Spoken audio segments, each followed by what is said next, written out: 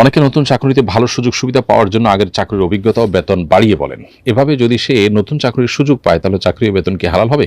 বাড়িয়ে না বললে সুযোগ সুবিধা দিতে চায় না। ইমানদার একটু সুযোগ সুবিধার জন্য মিথ্যা বলতে পারেন না। এজন্য আপনি আগের চাকরিতে এত টাকা পেয়েছেন, সেটা আপনি বাড়িয়ে বললেন, মিথ্যা কথা বললেন, এটা সুস্পষ্টভাবে আপনার জন্য গুনাহ হবে এবং এটি কোনো অবস্থাতেই জায়েজ হবে না। তো সেজন্য এভাবে আমাদের কোনো অবস্থাতেই উচিত না মিথ্যাচার করা বা মিথ্যা তথ্য দিয়ে তারপরে সুবিধা নেওয়া।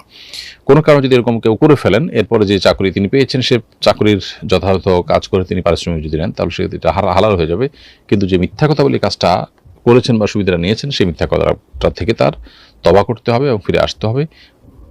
দুনিয়াতে এবং আখিরাতে উভয় জগতে আল্লাহ তাআলার কাছে পাকড়াও থেকে বাঁচার জন্য তওবায়ে নাসুহা, যে আল্লাহ জীবনে কখনোই এই ধরনের মিথ্যাচার আমি করবো না, সেটা করতে হবে এবং যথাযথ দায়িত্ব পালন করার মধ্য দিয়ে যে পারিশ্রমিক নেবেন সেটা জায়েজ হবে ইনশাআল্লাহ তার জন্য।